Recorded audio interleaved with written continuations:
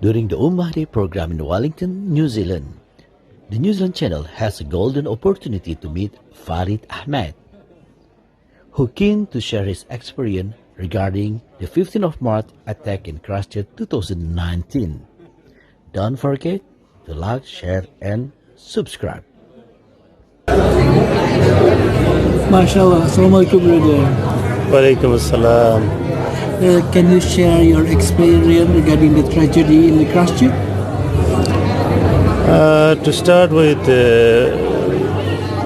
I want to say assalamu alaikum to everyone who are listening, and also I want to thank you all for standing up beside us, to sharing your love with us, and for your prayers and supports, etc. And I am Farid Ahmed, one of the survivor. I was in the mosque in the day. My wife and I, two of us went in the day in the mosque. I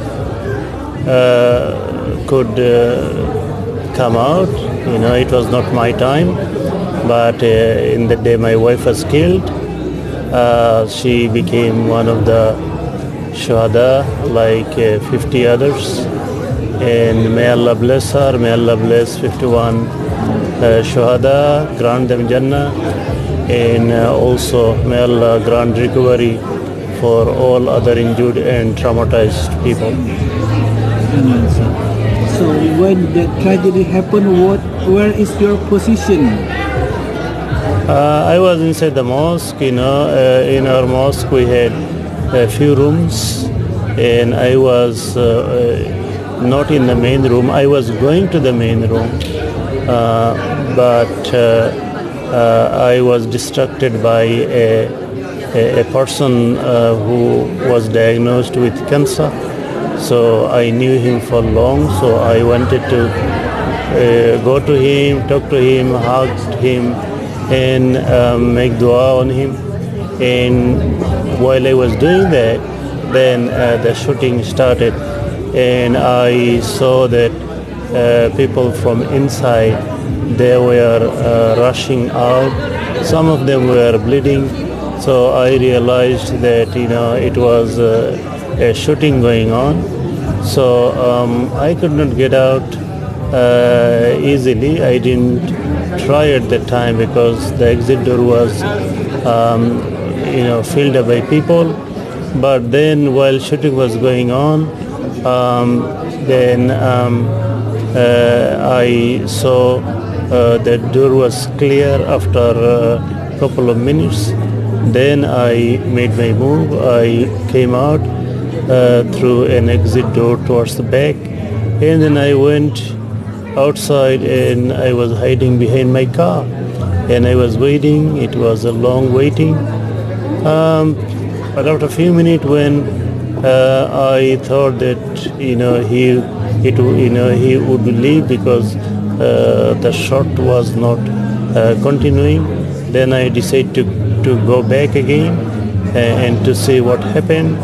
I knew that it was not going to be nice, but I could not help but to go and see what happens, and at least if there was anyone alive, I could go and I could talk to them. I could give them consolation, and also I could go to the ladies' room to see where my wife was or other sisters and children. So I went to the sisters' room. It was empty, there was no one, so I thought that in a way it was good that they could escape. Then I turned to the other rooms, and it was filled with dead bodies. It was terrible. 5 people were still alive, and I managed to speak to each one of them. I was giving them consolation. I was trying to make them smile, even though you can imagine they were surrounded by piles of dead bodies. The situation was horrible. but it was amazing that these 5 Muslims, they were still smiling, they were saying Alhamdulillah, and they were saying that thank Allah, brother Farid, he was still alive. Such a love from them, even though they were suffering at that time with pain, they could not move. Some of them were dropped on the floor, and they were bleeding profusely, but despite their pain, they were so nice and peaceful people that I will never ever forget about them. And the love for another Muslim was wonderful. How's your feeling at the time? Because you saw so many blinds. At that time, I was numb.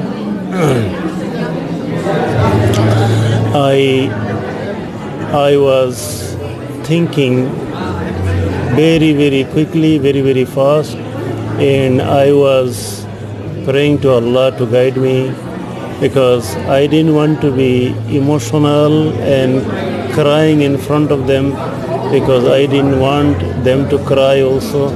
So, Allah gave me sabr, and I was not crying, and I was calm, I was controlled, I was smiling at them, and I was saying, don't worry, inshallah, things will be better, ambulance is coming. So I was doing this sort of things.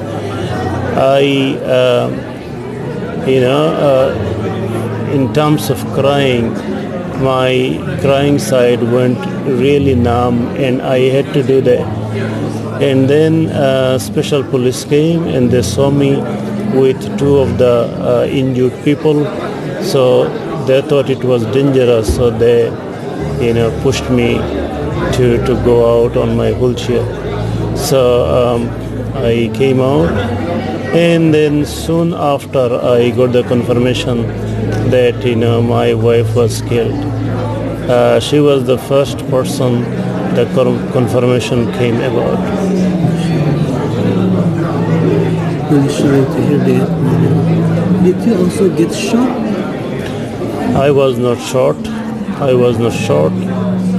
I had accident many more years ago, 21 years ago, and since then I am on the wheelchair. I cannot walk, I cannot move my lower body. So on that day I was on my wheelchair, and for me going out, going in was very, very difficult. I could not run away, but all I did was I surrendered myself to Allah, and I was okay. I thought that if Allah has decided my time today, then it will be wonderful, because I was in the masjid, I went to the Jummah prayer, I was in the condition of wudu. What else I could wish for? So I was not too worried about that, but I was very worried about others, and every shot I heard, it was very painful, because every shot reminded me that there would be another death. You were on a wheelchair. Well, how come you cannot get any shot? I mean, mashallah. Well, who will protect you, or? No, I didn't get any shot, because in my room, whoever were around, just when they hear the shot on the other room, then in the other room, then they quickly, ran away. So, and the killer, he was busy shooting in the main room, and he had shot many times. It took him few minutes, and probably before he came to my room, I could manage to go out. So how many shots did your wife receive from the killer? From the doctor's report, she received only one shot. So brother, I think your wife will always push you and help you to the masjid. So what happened now if you are going to the masjid?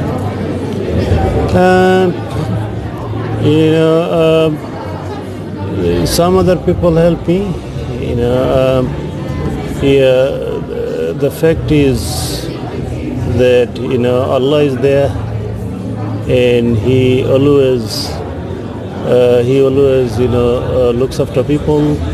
ما ودعك ربك وما قلى وللآخرة خير لك من الأولى. Or Allahumma anta waliyyi fid dunya wal akhirah. So Allah is our guardian, and He always finds a way. So Alhamdulillah, now there are people who help me. Here I am, from Christchurch in Wellington. So I have a gentleman helping me as a caregiver. So if I visit internationally, also I have a caregiver. At home I have caregiver. So Alhamdulillah, I'm managing. Did the New Zealand government provided and help? New Zealand government is wonderful. They are wonderful. They have a wonderful system. So if something beyond my means, then they come to help. They are very, very helpful. They also help financially, emotionally to all the victim family, New Zealand government. Here, New Zealand government, they are doing their best, and we are also doing our best to get the healing by faith, by iman, by the lesson in qadr, in al-ghaib, and how Allah tests us and how we should make sabr. So we are doing our best to get the healing through our faith, and it is helping, and financially and medically, government is helping. Brother, if you can talk directly to the killer, what do you want to say to him? I said it many times in the media. I will tell him that I love him as a human brother, but he misunderstood. He had a wrong idea about Islam and Muslim. Muslim are peaceful people. Islam is the religion of peace. Islam never teaches us to hate one another or to kill one another. In fact, Islam teaches us that killing one life, innocent life, is similar to killing the entire mankind. So I want to give him the message of Islam, and I want him to tell me or explain to me that what was the crime of my wife or 3 years old Mukad, or some other ladies, some other old men, some other young men. What was their crime? Because they were not bad people. They were peace-loving people. They were highly educated, skilled people, contributors. They used to work hard. They lived a peaceful life. They used to look after other people. So why he got the wrong idea, and from where he got the wrong idea? If I can understand him, then maybe I can use the different audiences that I go to. I can also remove some of the misunderstanding that he has from people. Okay, one more thing, sorry I forget. When will you arrive in New Zealand? How long have you been in New Zealand, brother? Can you tell me? Yeah, I have been in New Zealand for last 32 years. Mm-hmm. I was born in Bangladesh, and then I came to New Zealand in 1988, and then from there, I have my own skill to make some money for bread and butter. But from my childhood, I also had Islamic education, and for Islamic work, Islamic dawah, I have been doing it on voluntary basis. So in Christchurch, for last 21 years after my accident, last 21 years, my wife and I, we had been running Quran classes in Christchurch An-Nur Mosque. So now we are continuing it. So Allah is great. Allah is merciful. Jazakallah khair, brother. Thank you so much for your sharing. May Allah always bless you and bless all the ummah with your tragedy.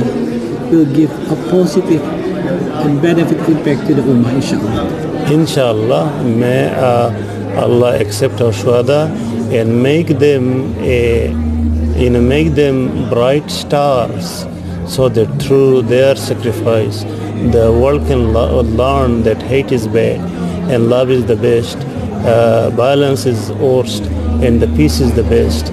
And I believe that Allah has kept me alive and many other to continue giving this message to other people, that Islam is about peace and Muslim is about peaceful people.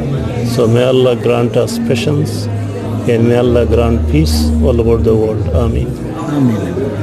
Jazakallah khair, brother. Assalamu alaikum. Wa alaikum assalam.